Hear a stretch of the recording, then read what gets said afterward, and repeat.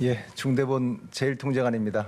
8월 20일 중대본 브리핑을 시작하도록 하겠습니다. 오늘 중대본에서는 사회적 거리두기 조정 방안에 대해서 심도 있게 논의하였습니다. 8월 첫째 주까지는 유행 증가세가 둔화되는 양상이었으나 8월 둘째 주부터 다시 전국적으로 증가하는 양상을 나타내고 있습니다. 아마도 이는 휴가철로 인한 이동 증가와 전파력이 매우 강한 델타 변이의 우세 정화에 따른 것으로 판단하고 있습니다. 거리두기가 장기화되면서 피로감이 크고 피로가 누적되어 이동량은 줄지 않는 등 수용성은 떨어지고 있는 것도 주요한 원인이라고 보고 있습니다. 환자가 증감에 따라 병상 등 의료 대응 영역도 점차 감소하고 있는 추세입니다. 아직까지는 여력이 있습니다. 다만 하루에 2,500명 이상 환자가 계속 발생하면 의료 대응에도 어려움이 생길 수가 있습니다.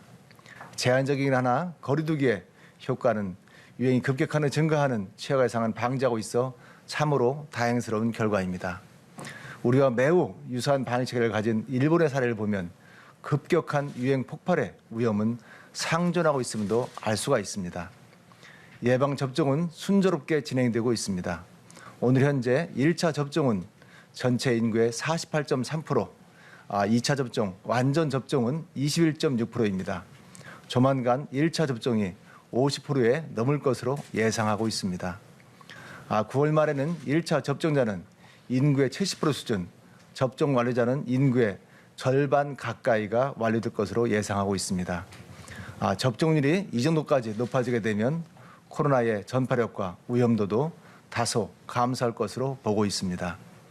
이를 위해 지금은 유행이 더 커지지 않게 방역에 집중할 필요가 있는 상황입니다. 또한 학생들의 개학이 시작되고 있는 현상을 고려할 때 아이들의 대면 수업을 위해서는 방역상을 안정적으로 관리할 수 있는 것이 더욱 중요한 시점입니다. 정부는 지자체, 관계부처, 그리고 전문가가 참여하는 생방송을 통해서 거리두기 단계에 대한 다양한 의견을 수렴하였습니다. 대부분 여러분들께서는 현재 거리두기 단계를 연장하고 유행 급증을 억제하고 예방접종에 주력해야 한다는 의견이 다수가 나오셨습니다. 단기간에 유행 통제가 어렵기에 접종 효과가 본격화되는 9월까지는 거리두기 단계를 유지하자는 그런 의견도 있었습니다.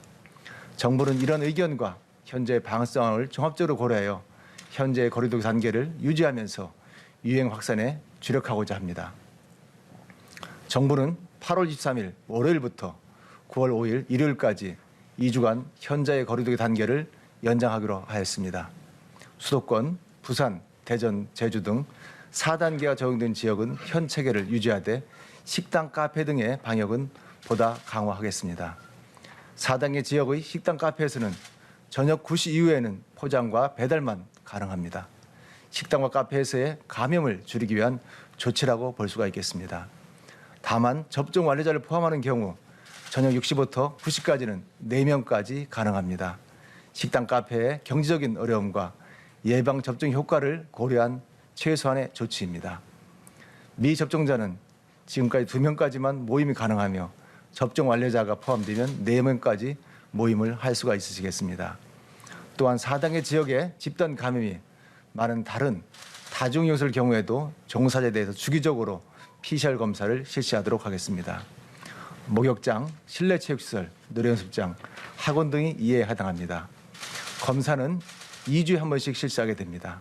다만 4단계 같은 경우는 일주일에 한 번씩 실시할 예정입니다.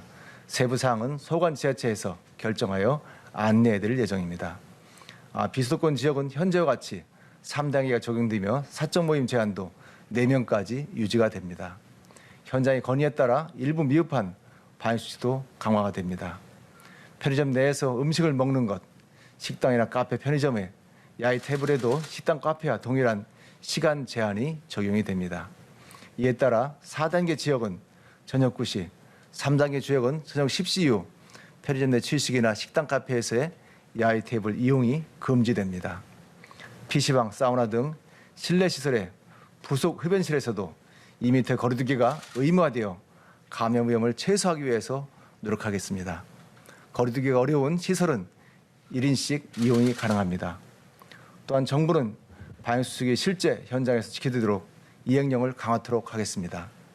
지자체는 위반 행위 처분 후 후속 조치를 관리할 이행점검단을 신설하고 실제 처벌이 이루어지도록 실적을 관리할 예정입니다.